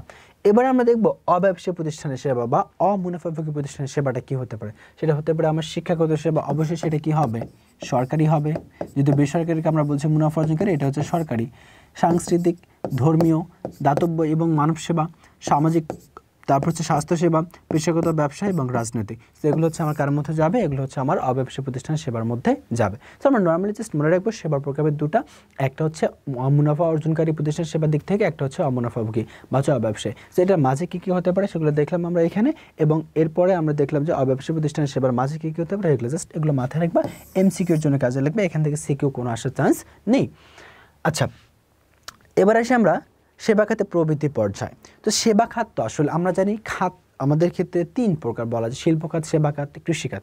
সো আমরা জানি যে বাংলাদেশ যেহেতু কৃষি প্রধান দেশ, সো এই দেশে কৃষি নির্ভরতাই সব থেকে বেশি। তবে কৃষির পরিবর্তে বর্তমানে নির্ভরতা বাড়ছে সেবার খাতে, ঠিক আছে। তো সেবার খাতে প্রবৃদ্ধিগুলো কী কী? যেমন শিক্ষা খাতে তুমি যে শিক্ষা অর্জন করছো, জ্ঞান অর্জন করছো, এটা তোমার জন্য একটা সেবা। সো এই খাতে তোমার কি আছে? সেবা আছে। তারপরে তুমি স্বাস্থ্য, তুমি হচ্ছে কি অসুস্থ, তুমি ডক্টরের কাছে যাচ্ছ, তার কাছে কী নিচ্ছ? তুমি চিকিৎসা নিচ্ছ। সো এটাও তোমার জন্য একটা সেবা হিসেবে পরিগণিত হচ্ছে। টেলিযোগাযোগ খাত, কারোর সাথে যোগাযোগ করার দরকার, সো তুমি তার জন্য একটা ফোন ইউজ করছো, এটা তোমার জন্য একটা সেবা। তারপর তুমি পর্যটন খাত, তোমার বড় লাগছে, ঘুরতে যাবা, ঠিক আছে। সো এই যে ঘুরতে যাচ্ছ, এর জন্য বিভিন্ন স্পট আছে, এটা তোমাকে একটা সেবা দিচ্ছে। তারপর বিনোদন খাত, এই একই কথা, ঘোরার যে কথা, বিনোদন একই কথা। ব্যাংকিং খাত, অর্থ আদান প্রদানের ক্ষেত্রে তোমার অনেক জটিল দেখা দিচ্ছে, তার জন্য তোমাকে সেবা দিচ্ছে ব্যাংকিং খাত। তোমার যাতায়াতের জন্য সেবা দিচ্ছে পরিবহন খাত, তোমাকে হচ্ছে এই সব কিছু বিদ্যুৎ খাত, অর্থাৎ তোমার হচ্ছে সামগ্রিক কাজ পরিচালনা করার জন্য যে উৎসটা দরকার শক্তি, সেটা তোমাকে বিদ্যুৎ খাত থেকে তুমি পেয়ে যাচ্ছ।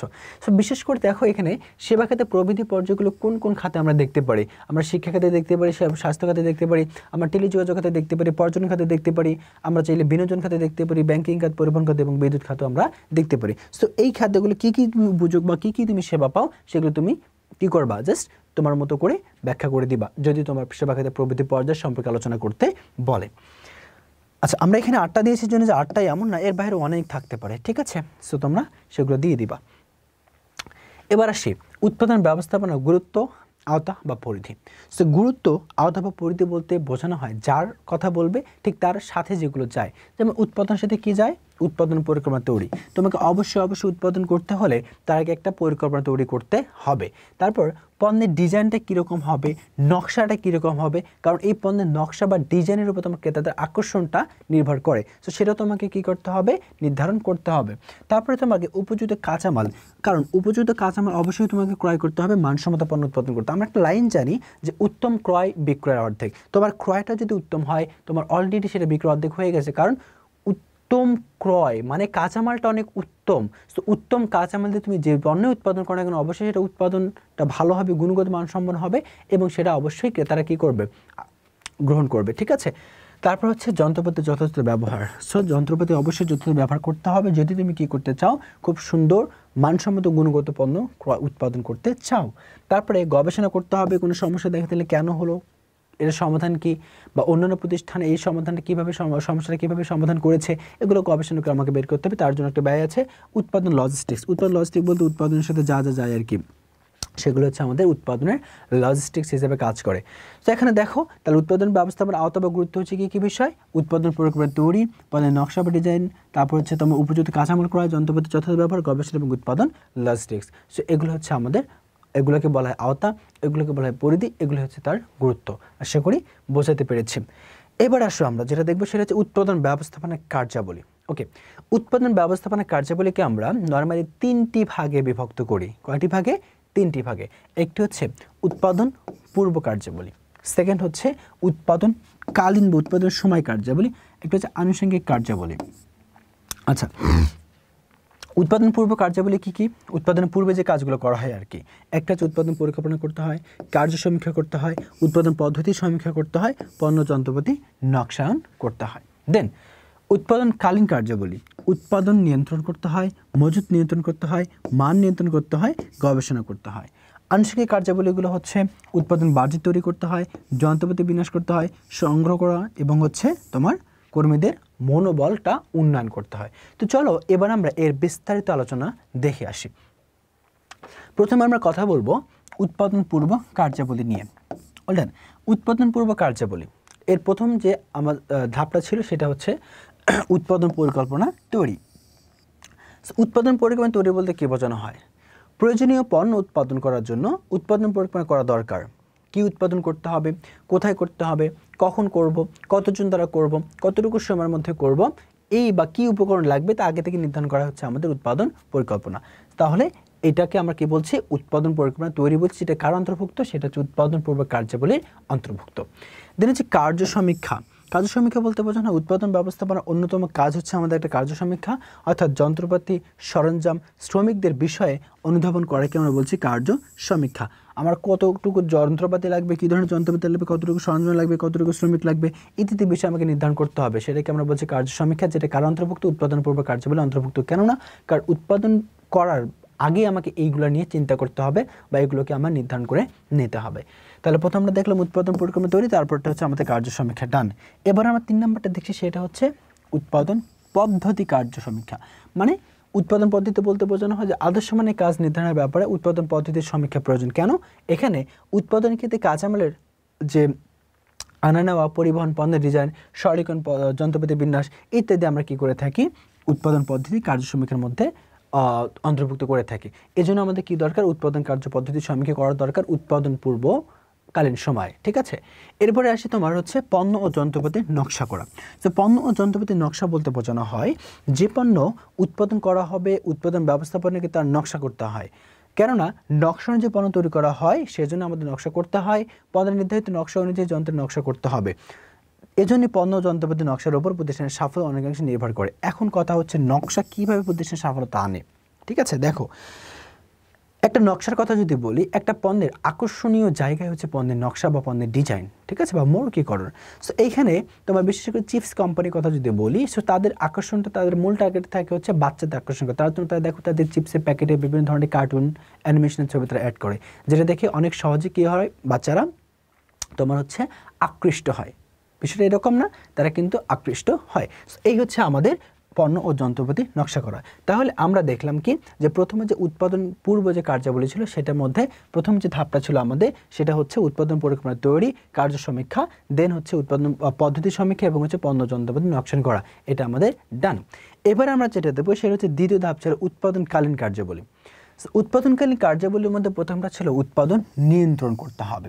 কোনো শিল্প প্রতিষ্ঠানে নির্ধারিত প্রক্রিয়া নকশা অনুযায়ী উৎপাদন হচ্ছে কিনা তা যাচাই করা, না হলে কেন হচ্ছে না সেটা বের করা, এটা আসলে গবেষণার মধ্যে যাবে। সো উৎপাদন নিয়ন্ত্রণের মধ্যে আমাকে এটা চিন্তা করতে হবে যে কোনো শিল্প প্রতিষ্ঠানের নির্ধারিত প্রক্রিয়ার নকশা অনুযায়ী যে নকশাটা আমি আগে থেকে কী করেছি উৎপাদন পূর্ব সময়ে নির্ধারণ করেছি সেই অনুযায়ী কাজ হচ্ছে কিনা তা যাচাই করতে হবে। এবং উৎপাদন নিয়ন্ত্রণের মাধ্যমে গতিপথ, সূচীকরণ প্রভৃতি উৎপাদন নিয়ন্ত্রণের গুরুত্বপূর্ণ কাজ। তাহলে এখানে চিন্তা করতে হবে আমাকে যে উৎপাদন নিয়ন্ত্রণ কাজ হচ্ছে বলতে বোঝানো হয়েছে এরকম যে আমরা আগে যে নকশাটা নির্ধারণ করেছি সেই নকশা অনুযায়ী বর্তমানে কাজটা চলছে কিনা সেটা আমাকে যাচাই করতে হবে। এরপর হচ্ছে গতিপথ এবং সূচীকরণ।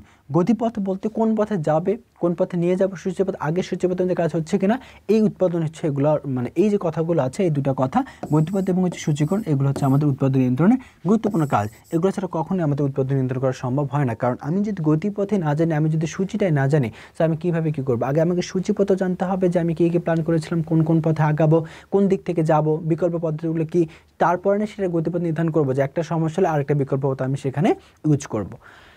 এই জন্য বলা হয় গুরুত্বপূর্ণ কাজ হচ্ছে গতিপথ বা সূচীকরণ। দেন হচ্ছে মজুত নিয়ন্ত্রণ।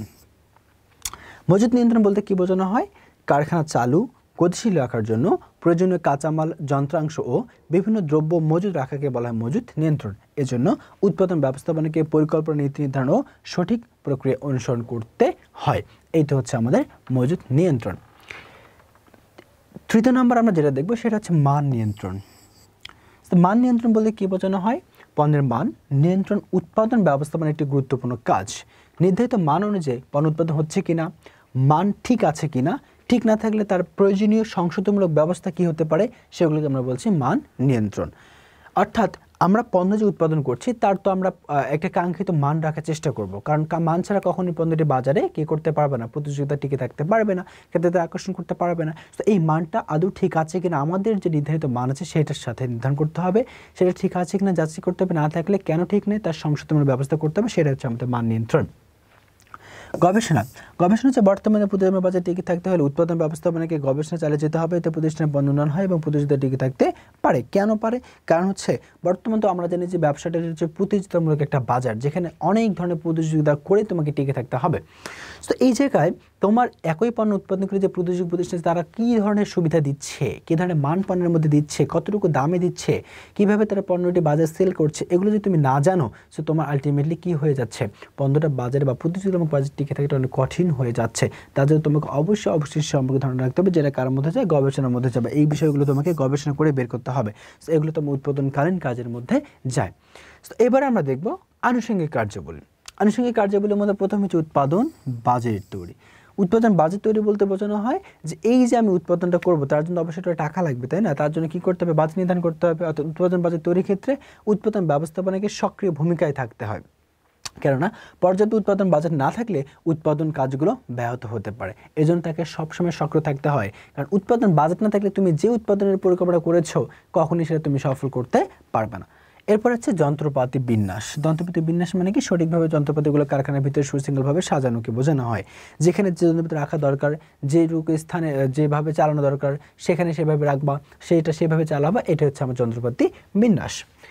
এরপর হচ্ছে আমাদের থাকছে সংগ্রহ করা। কি সংগ্রহ করা? দেখো, সংগ্রহ বলতে বোঝানো হয় যে সংগ্রহ করা হচ্ছে উৎপাদন ব্যবস্থাপনার অন্যতম কাজ, কেননা কাঁচামাল, যন্ত্রপাতি এবং অন্যান্য উপকরণ সংগ্রহের উপর উৎপাদন অনেকাংশেই নির্ভর করে। তাই উৎপাদন ব্যবস্থাপনাকে এসব উপকরণ সংগ্রহ করার ব্যাপারে বিশেষ খেয়াল রাখতে হবে। এখানে সংগ্রহ করা বলতে তোমরা এই কাঁচামাল, যন্ত্রপাতি এবং অন্য উপকরণ সংগ্রহ করাকে আমরা মিন করেছি। এরপর আসছে 4 নম্বর কর্মীদের মনোবল উন্নয়ন। কর্মীদের বিভিন্নভাবে মনোবল উন্নয়ন করা যেতে পারে। কী কী হতে পারে? দেখো, উৎপাদন ব্যবস্থাপনার একটি গুরুত্বপূর্ণ কাজ হচ্ছে প্রতিষ্ঠানে নিয়োজিত কর্মীদের মনোবল বাড়ানো। কারণ কর্মীদের যদি মনোবল তুমি বৃদ্ধি না করতে পারো তখনই তারা তোমার কাঙ্ক্ষিত লক্ষ্যে নিয়ে যাবে না, ঠিক আছে? তাদের মনোবল আগে উন্নয়ন করতে হবে, দেন তোমার মনোবল সে উন্নয়ন করবে। তাকে কি করা দরকার? উৎসাহমূলক মজুরি দেওয়া, কাজের ভিত্তিতে পুরস্কার ঘোষণা করা, সহযোগিতাপূর্ণ মনোভাবের মাধ্যমে কর্মীদের মনোবল উন্নয়ন করা, বা এমনটাও বলতে পারো যে যারা আমাদের এই প্রতিষ্ঠানে আমাদের এই কাঙ্ক্ষিত লক্ষ্য কী করতে পারবে, পৌঁছানো দিতে পারবে তাদেরকে আমরা অতিরিক্ত বোনাস দিব, অধিবৃত্তি দিব, সেটাও তারা কি করতে পারো, তাদের একটা মনোবলের কারণ হতে পারে। সো এই বিষয়গুলো হচ্ছে আমাদের আনুষঙ্গিকের মধ্যে যায়। সো আশা করছি তোমরা এই সম্পর্কিত ধারণাগুলো ক্লিয়ার হয়েছে। এবার আসি আমরা আমাদের আলোচ্য বিষয় এবার দাঁড়াচ্ছে হচ্ছে ক্রেতা কেন্দ্রিকতা বা কাস্টমাইজেশন। সো ক্রেতা কেন্দ্রিকতা বা কাস্টমাইজেশন বলতে বোঝানো হয় তোমার প্রতিষ্ঠানের ক্রেতা যে ধরনের পণ্য চায়, যে ধরনের মানের পণ্য চায়, যে ধরনের সাইজের পণ্য চায়, যে ধরনের গুণগত সম্পন্ন পণ্য চায়, যে ধরনের স্টাইলের পণ্য চায়, ঠিক তাকে সেই ধরনের পণ্যটাই দেয়া, এটাই হচ্ছে আমাদের ক্রেতা কেন্দ্রিকতা বা কাস্টমাইজেশন। এখানে ক্রেতাদের পছন্দের প্রতি গুরুত্ব দেওয়া হয়, ক্রেতাদের আয়, রুচি, চাহিদা ইত্যাদিকে কী করা হয়, প্রতি লক্ষ্য রাখা হয়। প্রতিযোগিতা এখানে মোকাবেলা করা হয়। কেন? কারণ এখানে জানি যে ক্রেতার চাহিদা অনুযায়ী আমি দিতে পারি। সো প্রতিযোগিতা এখানে মোকাবেলা করে আমার জন্য কোনো ম্যাটার না, কারণ আমার ক্রেতা যে ধরনের পণ্য চাচ্ছে আমি তাকে সে ধরনের পণ্যটাই দিচ্ছি। তারপর উৎপাদন ক্ষেত্রে নমনীয়তা আনা দরকার। নমনীয়তা মানে যে কোনো পরিস্থিতিতে পরিবর্তন হওয়ার বা পরিবর্তিত রাখার সক্ষমতা, এটা হচ্ছে নমনীয়তা। সো একটা পণ্য ক্রেতা বলেছে যে আমাকে এই ধরনের এই ক্যাটাগরির পণ্য দাও, হঠাৎ করে সে তুমি উৎপাদন প্রায় করেছো, তারপরে তোমাকে বলতে হবে যে না, তোমার ক্রেতা বললো যে আমাকে আরেকটু চেঞ্জ করে দেন। সো তোমাকে সে চেঞ্জ করার নমনীয়তা তোমার ভিতরে রাখতে হবে। সো এই হচ্ছে মূলত ক্রেতা কেন্দ্রিকতা, যার মোট কথাই হচ্ছে ক্রেতার চাহিদা অনুযায়ী তুমি পণ্য সরবরাহকে করছো। ক্রেতা যে ধরনের মানের, যে ধরনের স্টাইলে, যে ধরনের ওয়েটের বা যে ধরনের আকার আকৃতির পণ্য চাচ্ছে, তাকে ঠিক সেই ধরনের আকার আকৃতির পণ্যটা তুমি কি করছো, প্রোভাইড করছো। এটা হচ্ছে আমার ক্রেতা কেন্দ্রিকতা বা কাস্টমাইজেশন। এবার আসি আমরা এতক্ষণ যে লেকচারটা পড়লাম সেই লেকচার সংশ্লিষ্ট একটি কি পড়বো আমরা, সৃজনশীল দেখব।